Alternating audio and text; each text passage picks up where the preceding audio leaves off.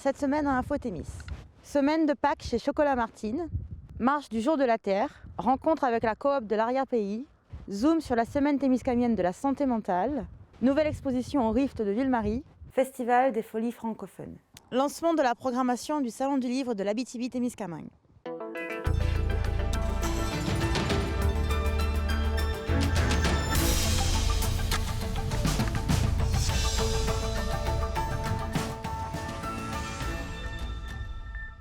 Cette année, la semaine de Pâques fut particulièrement fructueuse pour Chocolat Martine à Ville-Marie. Rencontre avec la propriétaire Lynn. C'était fou.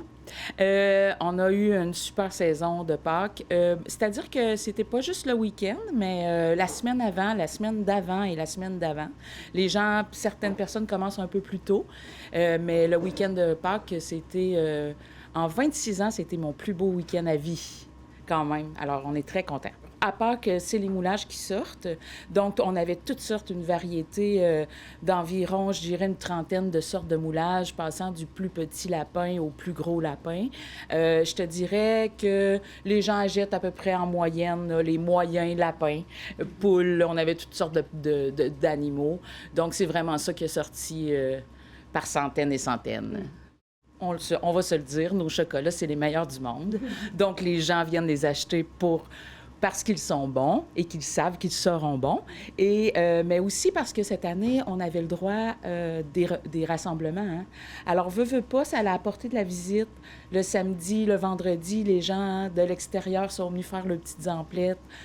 Donc ça l'a quand même aidé beaucoup. Mais je pense que les gens aussi adoptent les produits régionaux de plus en plus. Ça fait des années qu'on en parle et je dirais un peu... Ça me fait drôle de dire ça, mais un peu grâce à la COVID, je pense que ça l'a fait en sorte que les produits régionaux ont sorti et ont rentré dans les maisons des gens. Bien, tu sais, à cause des rassemblements et tout ça, bien, les gens viennent chercher leur pâtisserie, viennent chercher leur petit fromage. Fait que non, tout a bien été. Cette semaine, ça continue parce qu'il y a des gens qui n'étaient pas là à Pâques qui viennent faire leurs emplettes. C'est sûr que c'est pas une folie, mais il en reste. Et il faut toujours en avoir trop pour pas en manquer. Donc ça, c'est ma devise. Je veux qu'il en reste parce que je veux pas qu'arriver le dimanche de Pâques, qu'on n'ait plus rien. Donc j'essaye tout le temps d'en faire un peu trop pour en avoir pour tout le monde, en fait. Et donc pour terminer, est-ce que tu décrirais Pâques comme le moment de l'année pour Chocolat Martine, étant donné que c'est basé sur le chocolat? Oui, vraiment, définitivement. Pâques, après, c'est Noël, Saint-Valentin, Fête des Mères. Mais Pâques, c'est vraiment le moment de l'année où est-ce qu'on travaille fort et que notre travail est récompensé. Le Centre de femmes du Témiscamingue et le comité Mort au Front Témiscamingue ont organisé une marche festive à Ville-Marie à l'occasion du Jour de la Terre. Et on a prévu de souligner le Jour de la Terre. C'était hier, en fait, mais on le fait le samedi pour faciliter les familles. Puis, en fait, moi, je pense que tous les jours, on devrait fêter le Jour de la Terre. Là. Tu sais, c'est pas juste une histoire d'une journée. Puis c'est ça, pour l'occasion, on a décidé d'organiser une marche dans Ville-Marie. Pas une très longue marche, là, mais juste pour signifier notre présence. Puis que, dans le fond, on a à cœur le fait qu'on a à cœur les écosystèmes, la dégradation de notre environnement, puis comment on aime la nature, dans le fond. Et on a invité les gens à amener leurs instruments de musique. On voudrait que ce soit festif, puis que c'est ça la thématique, c'est de laisser une empreinte de joie plutôt qu'une empreinte de carbone, de pollution. Puis c'est ça, on a invité les gens à amener leurs instruments. On va offrir une collation, des galettes, puis un chocolat chaud à la fin, au retour de la marche, puis on va se rassembler autour d'un feu de camp. Notre présence avec les femmes, c'est d'offrir du soutien individuel, puis c'est un milieu de vie, le centre de femmes. Fait que c'est sûr qu'avec la pandémie, on a été affectés un peu. Mais après, c'est ça, on essaie de trouver des moyens, comme là, notre feu de camp, on vient juste de l'acheter, notre foyer extérieur, puis pour nous, c'est une façon de poursuivre les manières de se rassembler dehors, dans le fond, que ça soit moins stressant pour les femmes, pour la contamination, puis tout ça. Puis c'est ça, de se voir dehors. Puis après, c'est ça, ouais, les luttes écologiques, c'est sûr que ça ça vient, tu sais, avec les luttes féministes, là, d'une certaine manière, tu sais. Les femmes donnent la vie, la nature, c'est la vie, tu sais. On se sent reliés quand même. On a une posture un peu... Tu sais, l'écoféminisme, ça fait partie des postures que le centre, il prône, parmi tant d'autres façons d'être féministe. Puis c'est ça, on s'allie avec les envers-d'heure de cette manière-là. Puis notre but, c'est particulièrement d'épauler puis de soutenir dans l'autonomie des femmes puis leur pouvoir personnel.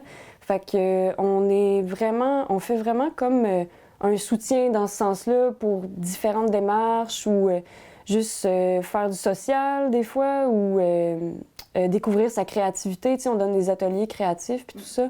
Fait que je dirais que ouais, c'est dans ce sens-là qu'on agit pas mal là, au Centre de femmes.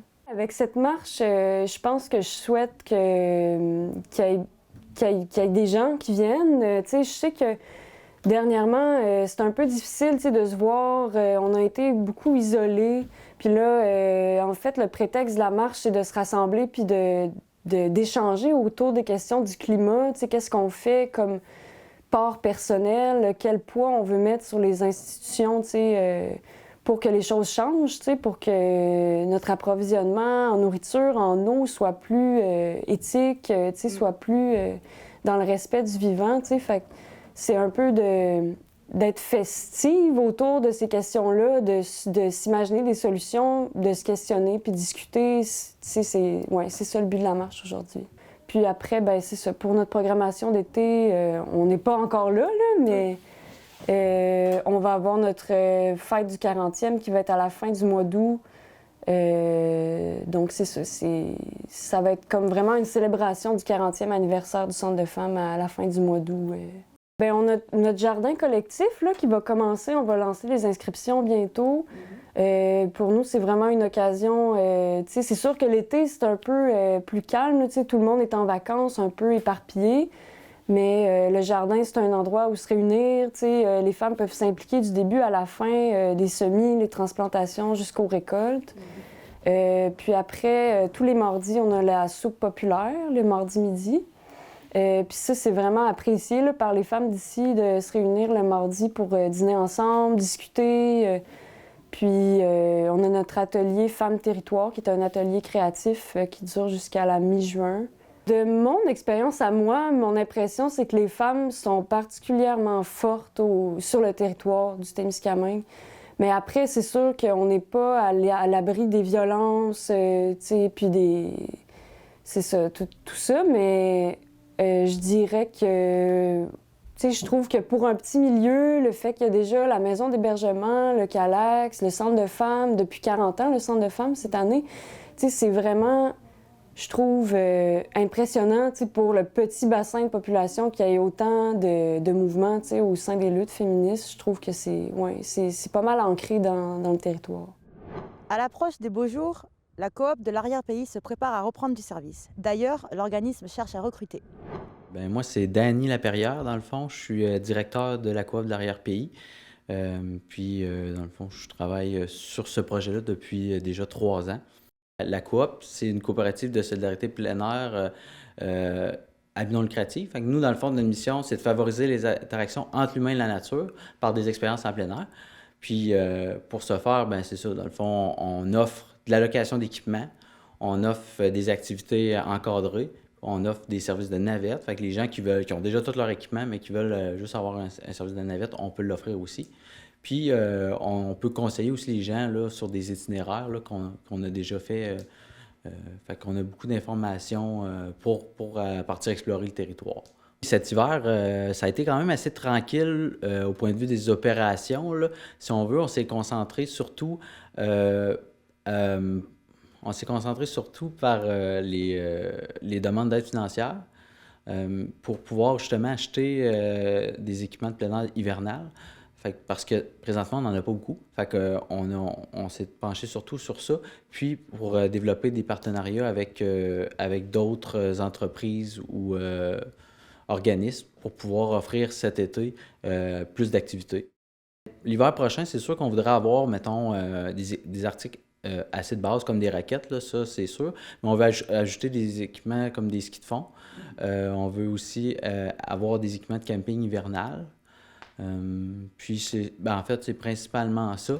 On veut regarder aussi pour pouvoir avoir des fat bikes. Cet été, ça va être vraiment l'année qu'on aurait voulu faire l'année passée, parce que justement, il y a eu plusieurs difficultés l'année passée, notamment par la réception des équipements de plein air. Fait que cette année, on a tous les équipements qu'on souhaitait avoir. Fait qu'on est en mesure de faire plus d'activités, puis on a plus de diversité d'équipements aussi, là. Fait que cette année, ça va être une vraie première année d'opération, si on veut, ouais.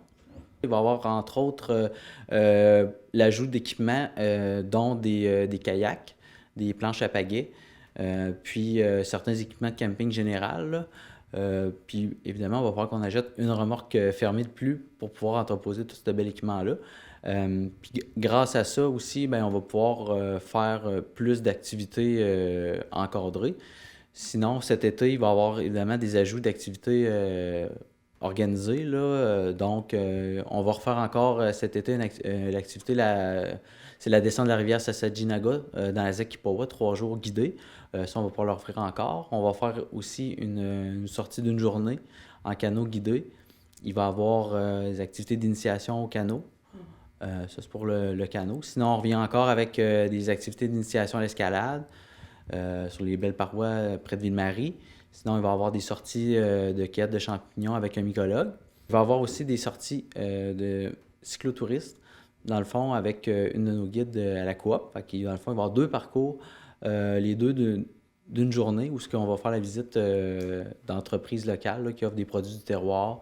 Ça va être super intéressant. Puis, on fait cet été un test, on va offrir un camp de jour. Dans le fond, les activités vont être en périphérie de Ville-Marie. C'est un premier test pour pouvoir, après ça, regarder si on est en mesure de l'offrir sur le plus large, sur un plus grand territoire, dans le fond. Ça va être d'utiliser toutes les ressources qu'on a sur le territoire, là. Fait que c'est les intervenants plein air qui gravitent autour de la coop. C'est pour ça que, dans le fond, les activités qui sont offertes de manière plus touristique par ces intervenants-là, ben on va reprendre un peu ces activités-là, puis on va les mettre dans un contexte plus éducatif avec des jeunes. Fait que ça finit que, dans le fond, on est capable de faire un camp de jour de 4 jours vraiment spécialisé en plein air, mais avec différents intervenants qui ont toutes leurs spécialités, là. Puis ça, ben ça se fait, ça va tout se faire en périphérie de Ville-Marie, fait que c'est vraiment intéressant. Les jeunes vont se déplacer majoritairement aussi en vélo, parce que c'est tout à proximité. Puis ils vont avoir accès à tous les équipements, en fait, là, de la coop pour chacune des activités, là. Donc, les gens qui veulent réserver toutes les activités organisées ou la location d'équipements, là, ils vont pouvoir le faire sur leur cellulaire, sur leur ordinateur, sur le site là, de la coop, là, arrièrepays.coop. Puis ça va être super facile. Puis sinon, ben, ils peuvent appeler directement là, au bâtiment de la... Ben, en fait, ils peuvent appeler directement au téléphone, qui est le 819-629-9448. Puis sinon, ben, cet été, on va être ouvert du mercredi au dimanche aussi, au bâtiment à Ville-Marie, là, qui est le 22 rue Notre-Dame-Sud. Fait qu'il va y avoir aussi quelqu'un là toute la journée. Ben, c'est possible de louer autant pour 2 heures, 4 heures, une journée ou une semaine, dans le fond, là. Il y a des tarifs, quand vous louez pour plus de 3 jours, il y a des rabais qui s'appliquent. Et puis évidemment, si vous êtes membre de la coop, il y a aussi un 10% de rabais qui s'applique, là. Puis dans le fond, nous, c'est possible de louer les équipements à l'ouverture à partir de 10 heures, puis de le ramener le lendemain, là, si vous avez loué pour une journée. Puis sinon, ben tous les équipements viennent avec les équipements de sécurité, là. Par exemple, si vous louez un canot, ben les vestes de flottaison, les avirons, la trousse de sécurité nautique, ça vient avec. Kayak, planche à pagaie, même chose. Vélo, ben les casques, les trousses de réparation et tout aussi, ça vient tout avec. Puis, bien évidemment, si vous voulez avoir des questions pour un tracé ou quoi, ben nous, on a beaucoup d'informations pour vous conseiller là, sur des itinéraires, là, le fun à faire, là. Et j'ai entendu dire que vous êtes actuellement vous recrutez en ce moment. Est-ce que c'est vrai? Et vous cherchez quel type de profil? Oui, ben en fait, on a 2 postes pour le bâtiment à l'accueil pour le comptoir d'après d'équipement. Fait que les gens qui sont intéressés, là, ils peuvent me contacter. Ça va me faire plaisir de leur donner des informations sur ce poste-là. Puis sinon, ben, il y a un poste qui est plus au niveau terrain. C'est entre autres pour faire le transport d'adeptes de plein air, puis sinon pour l'entretien d'infrastructures de plein air. Après 2 années d'inactivité en raison de la pandémie, La semaine témiscamienne de la santé mentale est de retour avec de nombreuses activités. Les organisatrices nous en parlent. Bienvenue à Info Témis. Aujourd'hui, on va parler de la semaine témiscamienne de la santé mentale avec nos 2 intervenantes. Est-ce que vous pouvez d'abord vous présenter, s'il vous plaît? Bien sûr, moi je suis Christine Meunier, intervenante communautaire en santé mentale au Centre intégré de santé et de services sociaux de l'Abitibi-Témiscamingue. Jessie Fournier, intervenante à l'Entre-Trois du Témiscamingue, qui est un milieu de jour en santé mentale. Merci. Et donc dites-moi, pour cette édition 2022, ça fait quoi de reprendre après 2 années de pause imposée à cause de la pandémie? Ça fait plaisir parce qu'effectivement, ça fait longtemps qu'on n'a pas pu faire d'activité. 2020-2021, c'est pas vraiment rien passé de particulier, en tout cas pour cette équipe-là, ce comité-là. Alors, on est content, on avait hâte de recommencer, on avait hâte de remettre en place des actions, de renouer avec les gens aussi. Puis, puisque les mesures sanitaires se sont assouplies, bien, cette année, on est, comme on dirait, all-in, on y va. Très bien. Et donc, cette édition 2022 débute très bientôt. Quelles sont les dates cette année? Oui. Absolument. En fait, la semaine témiscamienne de la santé mentale va débuter de samedi 30 avril jusqu'au samedi 7 mai. Nos activités sont vraiment concentrées cette année le 30 avril et le 1er mai. Donc, on était vraiment contents de reprendre nos travaux et de se dire, oh, ouais, on va pouvoir se rassembler. Fait qu'on est allé avec le thème cette année, Enfin ensemble, ça fait du bien. On ne doute pas que ça va faire beaucoup de bien de se retrouver et recommencer les activités communautaires. Quelles sont les activités principales que vous avez planifiées pour ce thème? Bien, d'emblée, c'est ça, justement. Le fait de se retrouver, ça nous sonnait festif, ça nous sonnait vraiment aussi... on avait envie de s'amuser, on avait envie que ça soit ludique. Donc, on a décidé de faire quelque chose qui nous permettait de s'asseoir ensemble, d'être ensemble, de jouer ensemble aussi, ou tout simplement d'avoir du temps puis de la proximité pour jaser puis prendre de ses nouvelles, dans le fond, là. Puis ça, on voulait le faire dans une ambiance qui était festive, justement, puis aussi qui était en accord avec les mesures sanitaires. Donc, on a décidé de faire une fête qui va ressembler à quelque chose comme une fête des voisins, que peut-être vous connaissez. C'est l'idée, c'est vraiment, comme je le disais, de se retrouver et de faire une fête qui permet le grand voisinage, donc les gens du Témiscamingue, peut-être plus par secteur. Et puisque les rassemblements sont maintenant autorisés, et que pour la plupart, ça va être à l'extérieur. On va en faire 3. On va en faire 2 le 30 avril, comme Jessie le disait tantôt, un à Belle-Terre et un à Témiscamingue, et un le lendemain, le 1er mai, qui va avoir lieu plus à Ville-Marie. D'accord. C'est très intéressant ce choix de couvrir plus qu'un territoire. Pourquoi ce choix? Bien, en fait, depuis quelques années, on avait pris l'habitude de faire des activités à Témiscamingue aussi parce que sur notre comité organisateur, il y avait des intervenantes qui étaient de ce milieu-là. Donc, ça facilitait de faire des activités dans le secteur. Et cette année, il y a des nouveaux acteurs du milieu qui se sont joints à notre comité. Donc, ça nous permet de rayonner et de couvrir plus de territoire, là. Donc, en parlant du comité organisateur, est-ce que tu peux présenter les délégués ou les organismes qui font partie du comité? Je m'en charge, oui. Écoute, puis je suis ma feuille parce que je veux vraiment pas oublier personne. Nous avons notre plus ancienne pas dans le sens péjoratif, mais bien dans le sens de la plus sage, notre aïeule spirituelle, qui est Jessie. Jessie Fournier, qui, comme elle l'a dit tout à l'heure, provient de l'organisme de l'Entre-Trois du Témiscamingue. On a aussi Annabelle Landry-Jeunesse, qui est du centre de prévention du suicide du Témiscamingue. On a aussi Noël à Saint-Jean, qui est au Groupe Image. Et comme organismes qui sont récemment recrutés, on a la Maison 4 Saisons, qui est représentée par Annick Veillette. On a aussi le Carrefour Jeunesse Emploi du Témiscamingue, qui, lui, est représenté par Hélène Nickner, et du Centre intégré de santé et de services sociaux de l'Abitibi-Témiscamingue. Il y a Simon Weckman qui est là, qui est organisateur communautaire, et moi-même, qui suis depuis pas mal quelques années nombreuses, leader du groupe aussi. Puis aussi, habituellement, on a quelqu'un des services scolaires du Témiscamingue, mais cette année, on n'a pas d'intervenant, sauf que les services scolaires vont continuer à contribuer financièrement, comme ils le faisaient auparavant, à notre édition de cette année-là. Donc, c'est ça la belle gang qui constitue le comité de l'édition 2022. C'est un beau comité très varié. Est-ce que maintenant, vous pouvez me décrire donc, les activités plus en détail qui vont se dérouler cette semaine? Bien sûr. je suis contente d'en parler parce que je trouve qu'on frappe fort cette année. On a quand même une belle édition. Il y a encore des petites choses qui sont à peaufiner, donc je ne peux pas être aussi exacte que je l'aurais voulu. Mais d'abord, on va parler de Témiscamingue et Belle-Terre qui vont tenir leurs activités tous les deux simultanément le 30 avril de midi à 15 heures. Donc, Témiscamingue offre de se rassembler au Parc du Centenaire à Témiscamingue, évidemment. Il va y avoir une activité artistique avec l'artiste Carole Kruger et il va y avoir un DJ sur place aussi.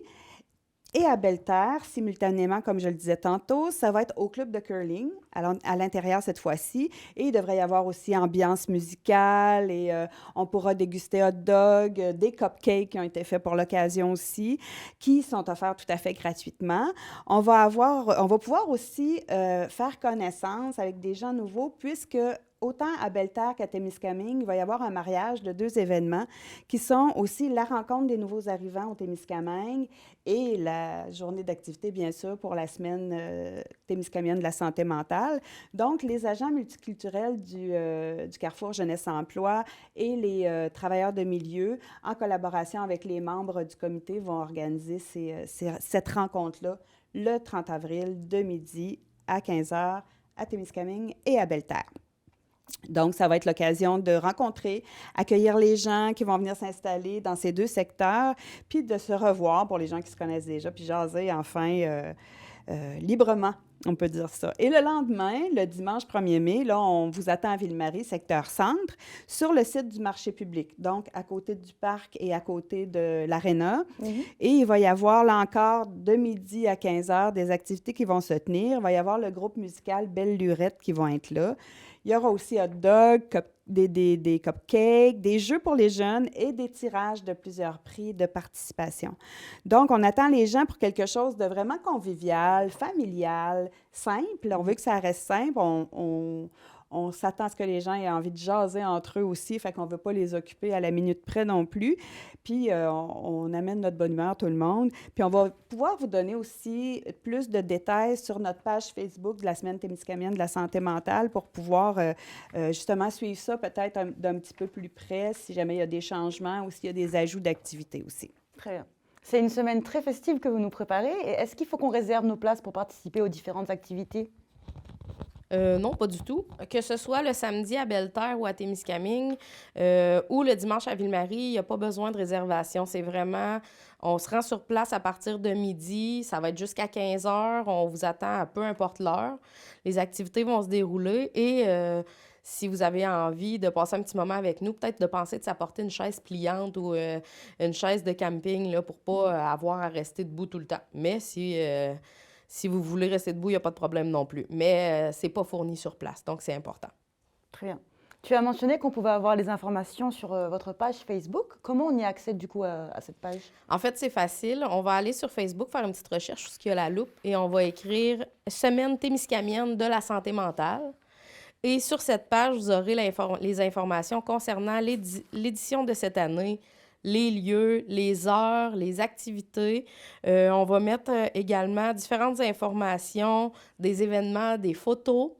Et je vous rappelle le thème de cette année. Enfin ensemble, ça fait du bien. On a vraiment hâte de vous voir. Si on souhaite avoir des informations auprès de vous, comment on peut vous rejoindre du coup? La meilleure façon, c'est de me rejoindre moi au centre de santé, donc au numéro 819-629-2420. Et mon poste, c'est 4225. Si je ne suis pas là, vous me laissez un message. Je prends mes messages à tous les jours.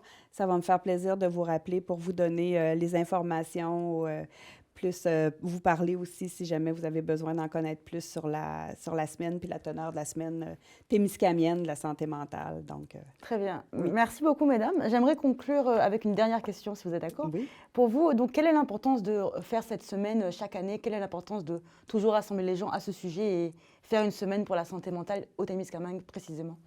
Au Témiscamingue, parce qu'on voulait... Effectivement, il existe une semaine nationale de la santé mentale et les thèmes sont toujours intéressants, mais on a l'habitude de se rencontrer plus tôt que la sortie des informations à ce niveau-là pour justement regarder au niveau de notre réalité, de notre communauté témiscamienne, qu'est-ce qui s'est passé cette année, de quoi les gens auraient besoin, qu'est-ce qui serait agréable d'offrir ou que ce soit comme information ou comme activité qui permettent les différents objectifs ou besoins qu'on a regardés. Donc, la raison pour laquelle on est là à chaque année, en tout cas le plus possible, c'est justement pour être plus près des gens, pour mieux reconnaître ces besoins-là et tenter d'y répondre le mieux possible. Donc, cette année, j'imagine que c'était d'emblée que ça s'imposait, qu'on avait besoin de se revoir, qu'on avait juste besoin de créer des contacts entre nous. À la limite, on ne sait plus trop nécessairement comment faire. Fait qu'on donne un coup d'envoi avec ça. Puis, pourquoi on le fait à chaque année? Mais écoute, ça fait longtemps, ça fait maintenant au-dessus de 30 ans. Jessie, on pourrait dire, toi, la sage ancienne. Ça fait au moins 22. C'est ça, hein? Ouais, C'est ça. ouais. Donc, ça fait longtemps qu'on le fait. C'est devenu une habitude. Les gens, je dirais pas attendent ça, mais reconnaissent ça. Donc, d'une certaine façon, c'est une habitude qu'on a prise puis que je pense qu'on va garder aussi longtemps qu'on va le pouvoir. Très bien, merci beaucoup à vous deux. Ça fait plaisir. L'artiste multidisciplinaire Ilana Pichon présente sa nouvelle exposition Sequences of Territories au Rift de Ville-Marie sur le thème de la perception, du voyage et du territoire. Je m'appelle Ilana Pichon. Je suis une artiste de Québec qui est muraliste et sérigraphe dans la vie. L'exposition présentée au Rift s'appelle Sequences of Territories. C'est une exposition où il y a beaucoup de médiums différents qui regroupe l'imaginaire observé du trajet entre Québec et Winnipeg, fait toute seule sur la route, entre 2015, 2017 et 2019. Fait qu'à chaque fois, c'était un petit trajet de 2600 km à observer et voir s'il y avait des récurrences qui se plaçaient dans ma mémoire. Winnipeg, c'est la première résidence que j'ai faite à l'extérieur du Québec.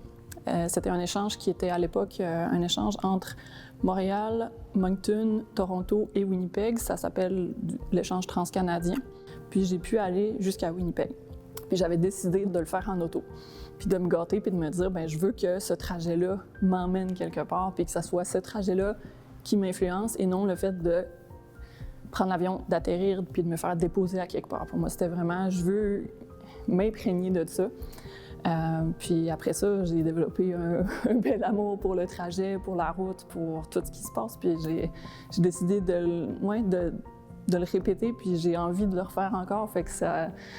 Je suis curieuse, en fait, de comment est-ce que notre mémoire se rappelle de certaines choses, puis pourquoi. Est-ce que c'est le son? Est-ce que c'est la saison? Est-ce que c'est l'architecture, les paysages? Puis finalement, il y a des petites séquences qui nous rattachent à certaines expériences. Tu sais, quand je suis venue jusqu'ici, le petit tronçon qui fait dans tous les sens après Matawa, ben c'est ça. C'est des petites choses comme ça qui nous marquent, puis c'est ça que j'essaie de raconter.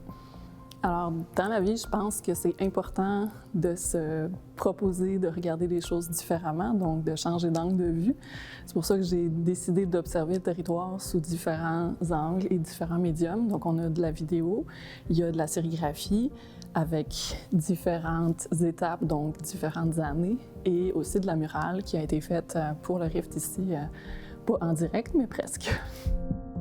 Je m'inspire de l'in situ dans ma pratique, fait que pour moi, c'est très important aussi d'écouter l'espace d'exposition et de ne pas répéter tout le temps la même chose, d'adapter tant la division des espaces, mais aussi l'histoire qui va être racontée, c'est-à-dire que quand on se promène dans la salle, on va avoir quelque chose qui est adapté à l'endroit dans lequel ça va se trouver. Donc, dans l'espace, on a une petite progression qui se passe entre 2015 et 2019 et même 2020 parce que j'ai fait une œuvre interprétée de mes souvenirs. Donc, on a vraiment une progression qui peut se percevoir tant dans la perception, mais aussi dans le détail qui est choisi de travailler. J'ai appris la sérigraphie de manière fonctionnelle, on va dire. Puis après ça, rapidement, pour moi, c'était important que ça devienne un outil, mais pas une finalité. Puis je pense que c'est vraiment ça qu'on retrouve, c'est-à-dire qu'à chaque fois, ça va me servir à amener l'ensemble quelque part et à traduire quelque chose. Mais je peux pas juste prendre un print puis venir le mettre sur le mur. Pour moi, ça serait trop figé à quelque part. Puis je pense que toute l'histoire qu'on trouve dans cette exposition-là, puis dans mon travail en général, c'est lié au déplacement, c'est lié au mouvement. Puis c'est important pour moi que ça se ressente aussi dans la manière de traduire ce que je mets au mur, puis comment j'accroche les choses, en fait. Fait que c'est assez... libre et c'est ça, il y a une réponse qui est vraiment faite par rapport au lieu et à l'expérience que j'ai envie de donner. Il y a des choses qui sont beaucoup plus en aplat, il y en a d'autres qui viennent faire des ombrages, puis finalement, ça génère une autre histoire puis une autre perception, puis c'est vraiment des questions de perception que je travaille. Pour moi, c'est important de raconter une histoire. Fait que si je pense à une histoire pour un enfant, on va vouloir lui mettre certains items dans l'histoire, mais on va pouvoir l'envelopper pour pouvoir lui faire un fil conducteur. Puis c'est vraiment ça que je cherche à chaque fois, c'est de t'emmener avec moi là-dedans, puis de te dire, OK, moi j'ai observé ça comme ça, mais après ça, libre à toi de l'interpréter de ta façon, de l'ancrer dans quelque chose que tu as vécu. Mais c'est vraiment important d'avoir... Moi, je fais ce mouvement-là, mais c'est ça. C'est un mouvement global. Là. C'est quoi ta couleur préférée? Le bleu. La 16e édition du Festival des Folies francophones se déroule du 25 avril au 30 avril. Cela inclut le samedi en famille, le festin des bières, mais aussi des activités dans les écoles.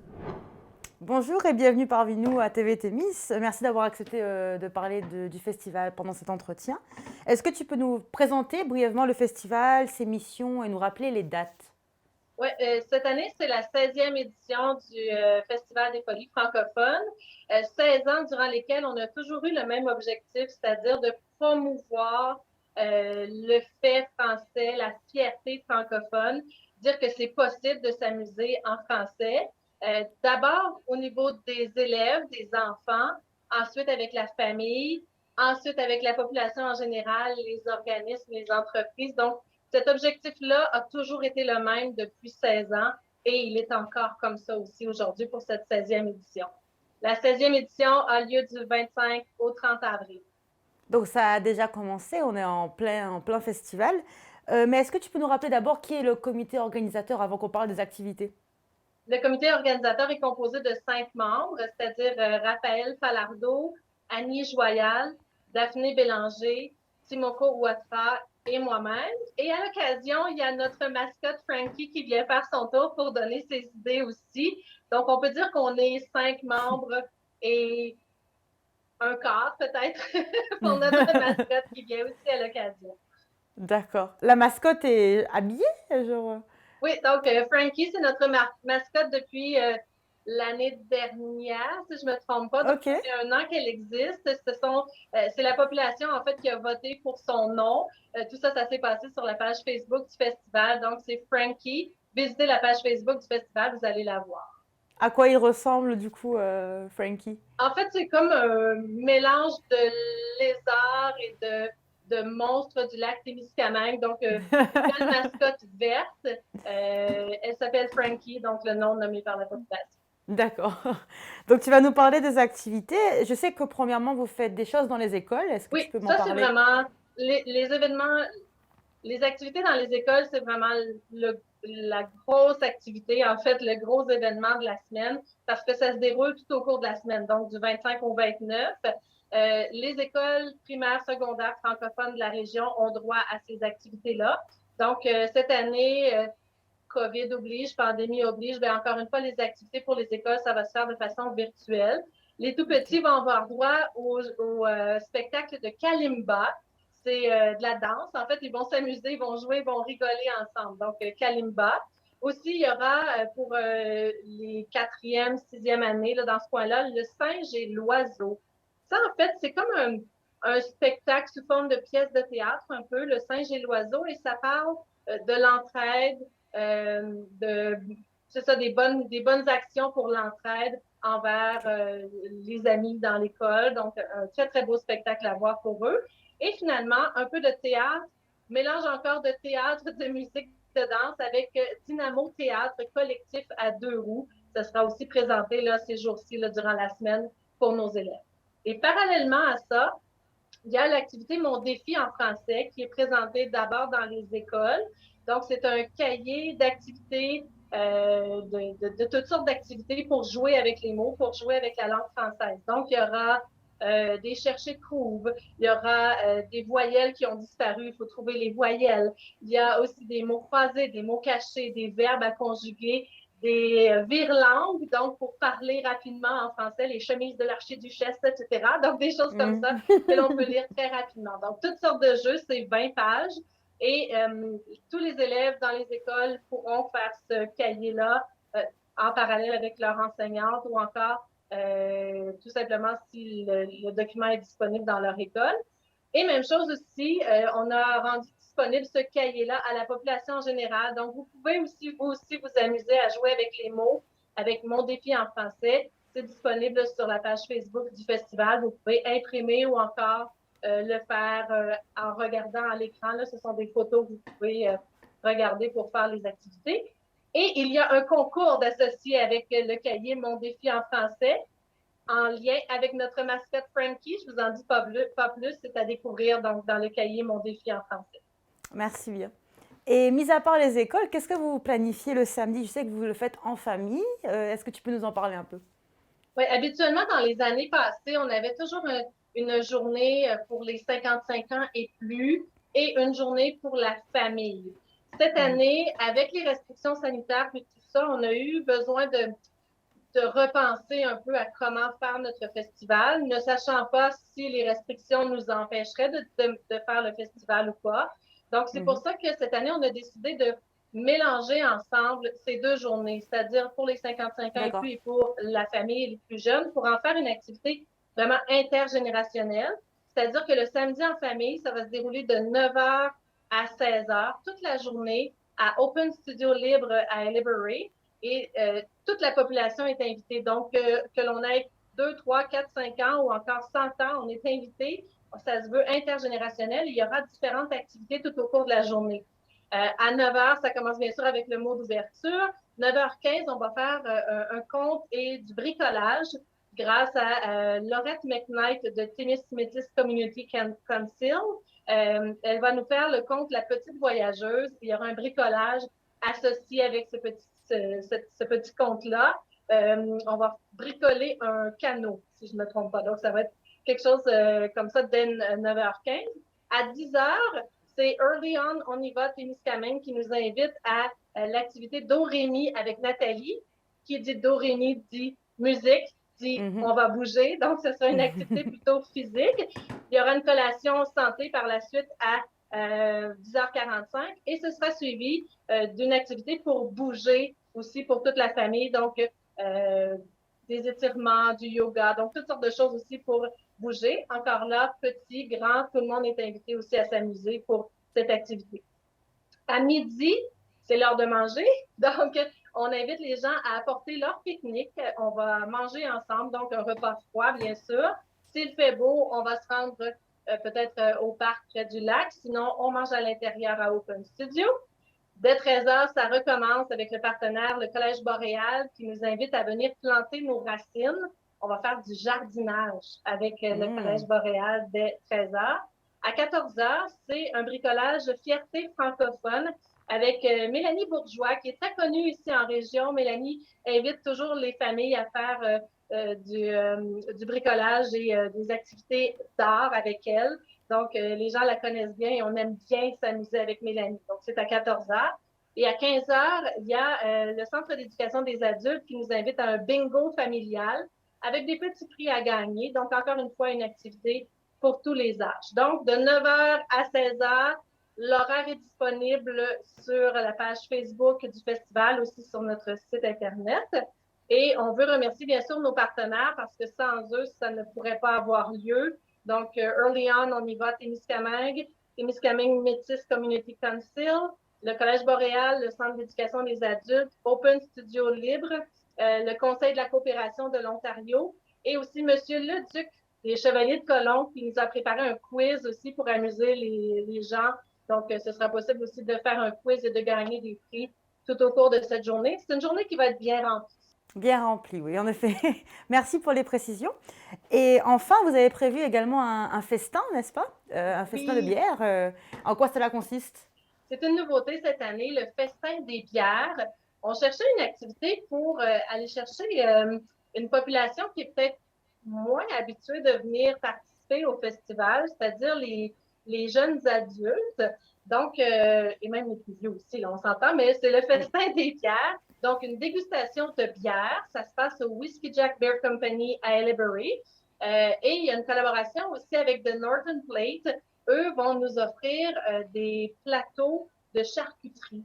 Donc, ça va bien accompagner, bien sûr, la bière. Et il y aura de la musique francophone parce qu'on veut s'amuser, on veut chanter, on veut danser. Donc, il y a Steve Benoît qui va être là pour faire de la musique francophone. Donc, c'est à 20h samedi soir le 30 avril au Whiskey Jack à Haileybury, de 20h à 22h. Et les places sont limitées. Donc, il faut absolument réserver son billet si on veut assister à ce festin des bières. On vous invite à communiquer avec l'Acro-Témiscamingue pour tout simplement pouvoir réserver votre billet et vous présenter sur place samedi soir pour aller au Whiskey Jack. Merci. C'est une semaine bien chargée que vous avez prévue. Est-ce que vous prévoyez d'accueillir beaucoup de festivaliers? Et est-ce que vous restez optimiste? Vous avez déjà commencé du coup cette semaine. Comment ça se passe? Au niveau dans les écoles, c'est sûr que tous les élèves qui se rendent à l'école peuvent participer. Donc, au niveau de la population, de ce côté-là, la population scolaire, elle est présente, c'est certain.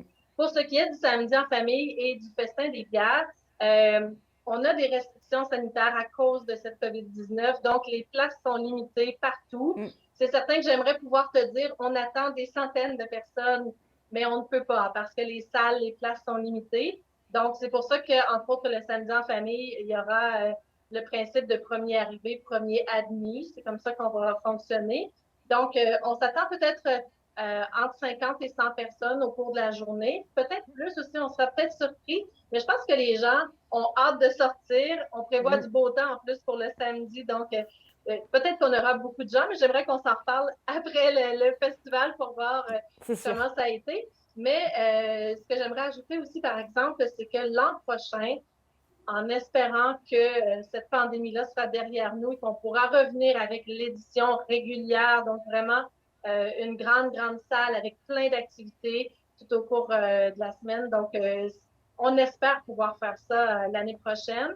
Pour cette année, ben oui, on veut que tout le monde vienne, mais on est obligé de respecter les restrictions sanitaires. Donc, c'est à suivre pour savoir combien de personnes seront présentes cette journée-là. OK. Ben, merci beaucoup pour cet entretien. C'était ma dernière question. Est-ce que tu aimerais rajouter quelque chose que je n'ai pas mentionné? Ou est-ce qu'on a fait le tour? En fait, j'aimerais ajouter quelque chose concernant le comité organisateur. S'il y a des gens qui sont intéressés à faire partie du comité pour la prochaine édition, on est toujours à la recherche de bénévoles qui veulent venir nous aider, qui apportent leur idée justement parce que l'an prochain, on veut faire une édition encore plus spectaculaire, plus grandiose. Donc, si vous êtes intéressé, simplement communiquez avec l'Acro-Témiscamingue et on pourra vous accueillir comme membre du comité. Vous aurez le privilège de rencontrer Frankie en personne. Parfait, merci beaucoup. Merci. À bientôt. Le Salon du livre de l'Abitibi-Témiscamingue est de retour le mois prochain à Ville-Marie. Le comité organisateur a donné une conférence de presse pour annoncer le nom des auteurs qui seront présents. Ça fait vraiment très plaisir et au comité organisateur aussi de vous présenter officiellement le président d'honneur du Salon du livre. Donc, depuis 1994, cet auteur a écrit plus de 20 romans qu'on qualifie de suspense psychologique ou de thriller fantastique horrifique. Donc, en plus des romans pour le grand public, il a aussi écrit 2 romans pour enfants, plusieurs nouvelles. Il y a des romans qui ont été adaptés au cinéma et il y a même un roman qui a été adapté en roman graphique, bande dessinée. Donc, je suis très heureuse, ainsi que le comité organisateur, de vous présenter notre président d'honneur, Patrick Sénécal.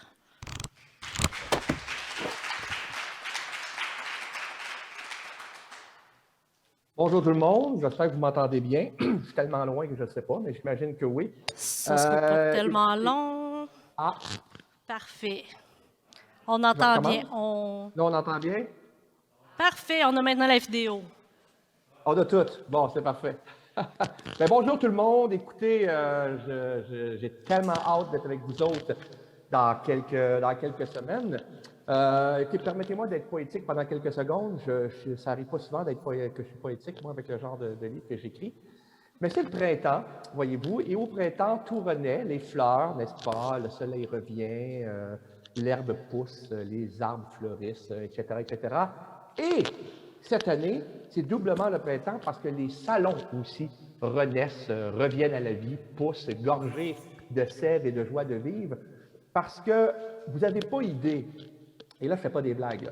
Vous n'avez pas idée à quel point les auteurs on est énervé. On est vraiment, vraiment énervé de revenir dans les salons. Si je me fie aux 2 qu'on a eus depuis le mois de janvier, c'est-à-dire, ben moi, il y en a eu 3, mais je vais vous parler des 2 que j'étais là, c'est-à-dire Québec et Trois-Rivières, on est vraiment énervé là. C'est vraiment, c'est le gros party, c'est super le fun. Et en plus, là, on s'en va au Témiscamingue. Et je l'ai souvent dit depuis des années, et je le dis encore, et c'est pas de la fragonnerie, c'est vrai, là, ceux qui me connaissent, puis ceux qui m'écoutent depuis des années, vous savez que j'ai toujours dit ça, puis que c'est toujours vrai. Les salons de région, c'est les plus fun. C'est ceux que les auteurs, on aime le plus.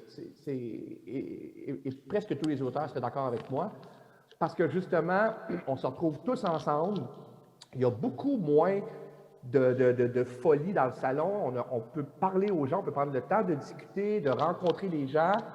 La ville n'est pas grande, fait qu'on ressort le soir, on retrouve des gens, on les revoit, on sort non seulement avec les lecteurs et les lectrices, mais avec les bénévoles, avec tout le monde. Finalement, c'est comme une espèce de gros party d'anciennes personnes de l'école secondaire qui se retrouvent pendant 3 jours.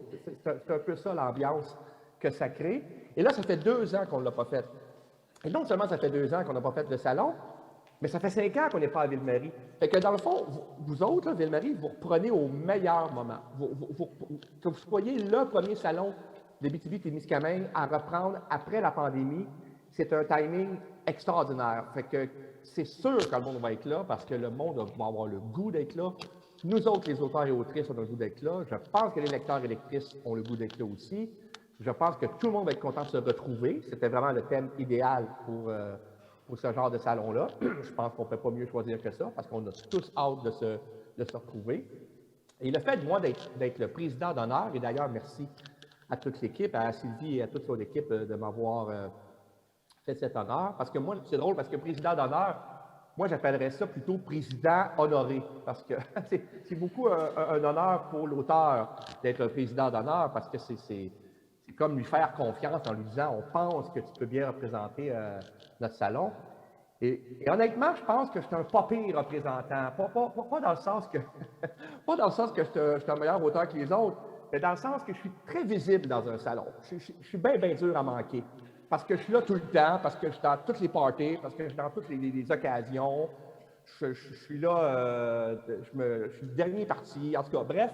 Je pense que, en fait, ce que je vais faire comme président d'honneur, c'est que je vais continuer à faire ce que je fais d'habitude, mais de façon officielle, puis encore plus booster d'énergie, puis avec encore plus d'occasions pour le faire. Fait que je pense que vous n'aurez pas d'hiver à me trouver. Les gens, les Témiscamiens, il ne faut pas que je me trompe, hein, Témiscamiens et Témiscamiennes, voilà, n'auront pas discuté à me trouver, ni moi ni les autres auteurs, parce qu'on va être contents. Fait que venez vivre ces retrouvailles-là avec nous, ou venez redonner souffle et vie au monde du livre. On a super hâte de vous voir, moi le premier. Merci beaucoup encore tout le monde et à bientôt.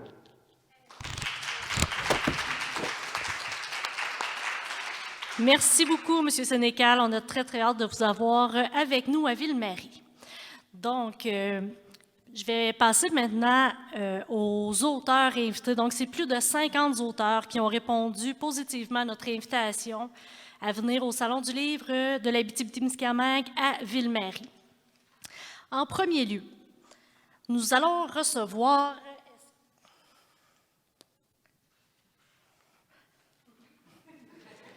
Madame Claire Bergeron. Donc, Madame Bergeron est originaire d'Aultier-Nord en Abitibi. Elle est à son 11e roman. C'est toujours un énorme plaisir pour les lecteurs de se plonger dans les romans de Madame Bergeron qui ont un aspect, un fond historique et les histoires se déroulent habituellement en Abitibi-Témiscamingue. Donc, nous pourrons retrouver Claire dès l'ouverture du salon, le jeudi soir, pour une activité de table ronde sous la thématique du roman historique. Annie Boulanger. Est-ce que ce nom vous dit quelque chose? Peut-être que oui, peut-être que non, mais c'est une illustratrice à découvrir assurément. Donc, Madame Boulanger, c'est l'illustratrice qui a illustré le dernier album jeunesse de Fred Pellerin. Donc, on est très, très heureux de la recevoir à Ville-Marie et elle sera présente. Donc, on va pouvoir admirer là, son talent d'illustratrice en direct le vendredi soir lors de l'activité La Fab à dessin. Je commence à pogner le beat là, avec mon clicker. C'est bon. Marie-Christine Chartier, qui est une auteure qui en est à son 4e roman. Donc ici, elle va nous présenter La floraison des nénuphars, qui est la suite d'un de mes romans préférés, là, je vais l'avouer, qui est la suite de l'allégorie des truites arc-en-ciel. Donc, en compagnie de 2 autres auteurs, donc de Sylvie G et d'Hélène Kolselsniak, elle participera à la table ronde La lecture de la génération Z. Donc ça, cette table ronde-là, c'est le samedi soir. Monsieur Réal Couture.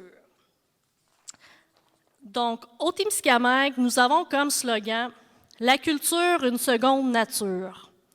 Je pense qu'on devrait dorénavant dire « La culture est synonyme de Réal Couture ». Passionné d'art, de culture et de théâtre, M. Couture fera le lancement de son livre samedi à 11h30. Donc, ne manquez pas ça, soyez là pour découvrir 50 ans de dynamisme culturel au Témiscamingue. Frédéric Dufort. Donc, c'est un visage très connu sur les petits écrans, donc à la télévision, cinéma et tout. Donc, quand elle était tout jeune, elle rêvait d'écrire un livre et Miss Parfaite est sa première série de romans qui s'adresse à un public jeunesse. Donc, Frédéric sera sur place pour rencontrer ces jeunes fans.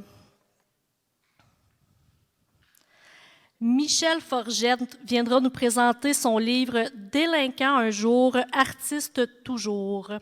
Donc, Michel Forgette, qu'on connaît aussi comme comédien, c'est un homme d'affaires et c'est maintenant un auteur. Monsieur Forgette sera en conférence au Phare du Nord, à Notre-Dame-du-Nord, pour rencontrer les résidents. Et il va être aussi là, devant le public du salon le dimanche.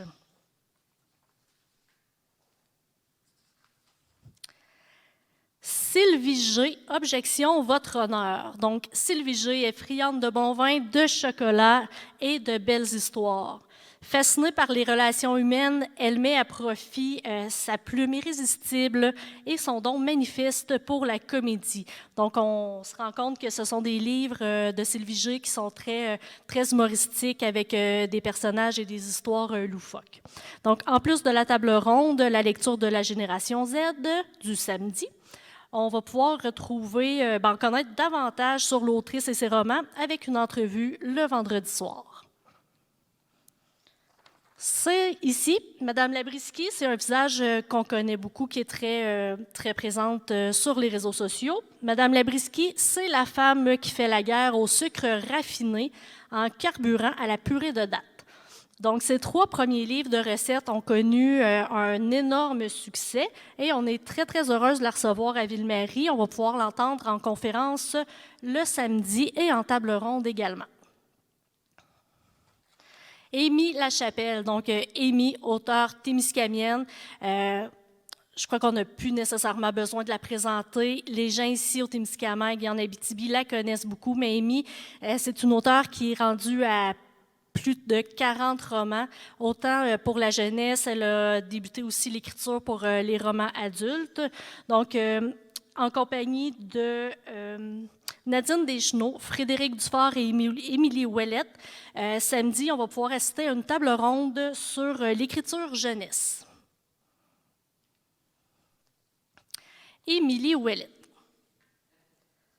Donc, Émilie Ouellette, c'est une scénariste et une humoriste diplômée de l'École nationale de l'humour. Elle s'adresse à un public d'adolescents et elle communique avec eux beaucoup avec l'application TikTok. Donc, je vous invite à aller sur TikTok, voir le travail d'Émilie Ouellette. C'est une fille hyper drôle qui a aussi écrit un livre. Donc, on présente le livre Fab, tome 2, l'étoile.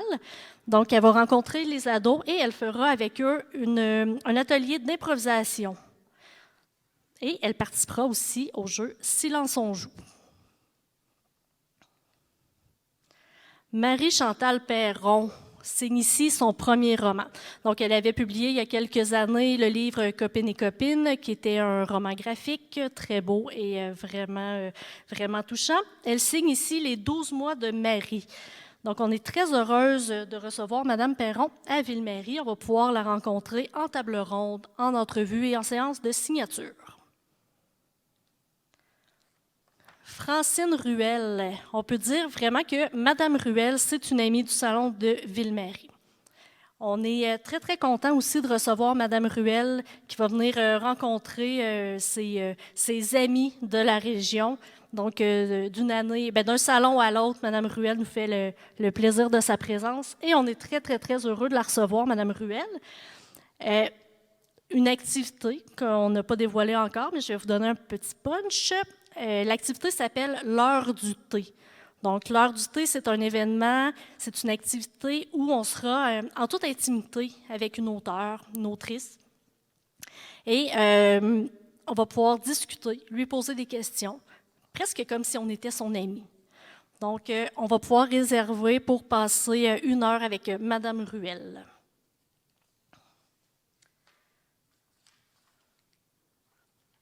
Je maîtrise. Donc, comme je vous disais tantôt, c'est plus de 50 auteurs qui seront parmi nous à Ville-Marie à la fin du mois de mai. Je vous donne quelques noms en rafale que vous aurez le bonheur de découvrir ou de redécouvrir.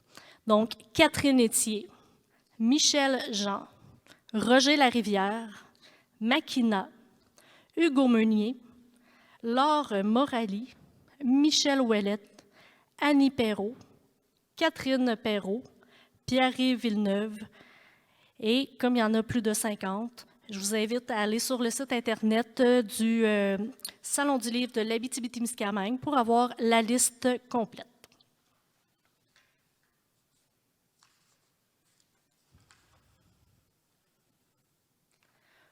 Une nouveauté, on passe maintenant du côté des activités, des événements du Salon du livre.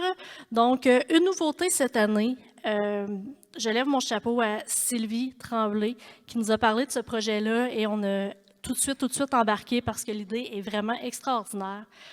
Donc, l'activité s'appelle « Découverte d'auteurs de façon audio par vos téléphones intelligents ».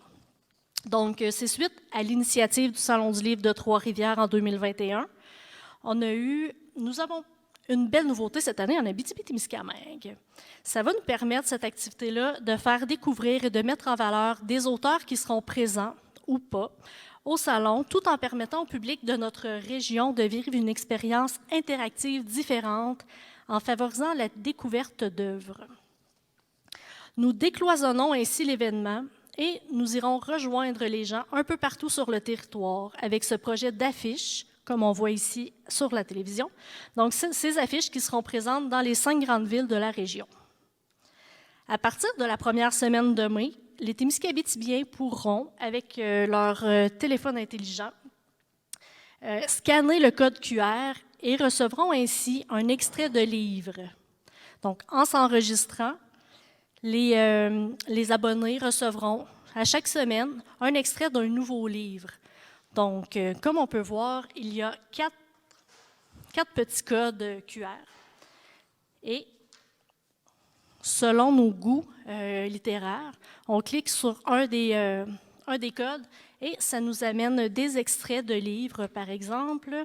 Pour les récits intimes et la psychologie des personnages, on pourra entendre Laure Morali, Sylvie Gray, Marie-Christine Chartier, Charles-André Marchand. Pour l'aventure et les rebondissements inattendus, Vincent Fournier-Boisvert, Annie Perrault, Hugo Meunier, Marc-André Chabot, Mylène Vien.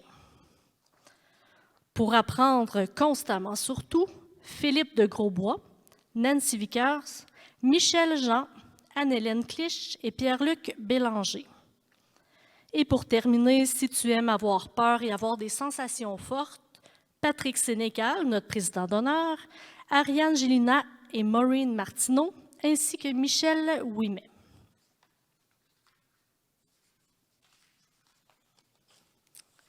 Le comité des événements a travaillé très fort pour bâtir une programmation pour offrir pas aux auditeurs, mais offrir aux festivaliers du Salon du Livre des activités qui plairont tant aux petits qu'aux grands. Donc, inspiré par le thème « Retrouvailles », le comité d'animation et le comité organisateur du Salon avaient comme objectif d'offrir aux amateurs de littérature des rencontres conviviales et chaleureuses avec leurs auteurs. Donc, du 26 au 29 mai prochain, nous pourrons entendre sur la scène La Confidente. Donc, quand on parle de confidence, on parle aussi de proximité, d'être proche de nos auteurs. Donc, avec des entrevues qui nous permettra d'en connaître davantage sur les gens qui nous font voyager avec leurs plumes. Donc, toute la fin de semaine, il va y avoir différentes entrevues, entre autres avec Hugo Meunier, Marie-Chantal Perron, Patrick Sénécal, Frédéric Dufort, Marie-Christine Chartier, Michel Forgette, Lucie Roy et plus encore. Des conférences sur diverses thématiques avec des livres qui seront présentés au salon. Conférences sur les collations énergisantes avec Madame Labriski.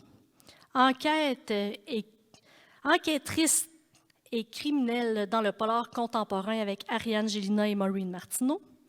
Conférence qui risque d'être très intéressante, le journalisme à l'ère de la désinformation avec Philippe de Grosbois. Et une conférence plantes sauvages comestibles et médicinales du Québec avec Roger Larivière. Plusieurs ateliers pour les enfants seront offerts. La première, Allume ton imagination avec Nadine Deschenaux. Donc, c'est une rencontre dynamique et surprenante pour chasser les « je n'ai pas d'idée ». Donc, on va aller développer notre imagination, trouver des astuces pour développer cette imagination. Madame Deschenaux offrira aussi dimanche un atelier intergénérationnel « Écrire nos souvenirs en poésie ». Pour les 9-12 ans, un atelier d'improvisation sera offert par Émilie Ouellette. Émilie Ouellette, on se rappelle, la tiktokeuse qui est hyper populaire auprès des ados. Donc, elle va offrir un atelier d'improvisation. Venez rire, vous divertir et encourager les autrices et les auteurs qui participeront aux différentes parties du jeu « Silence on joue », animé par Tristan Demers, qu'on connaît bien, qui est habitué du Salon du Livre de Ville-Marie.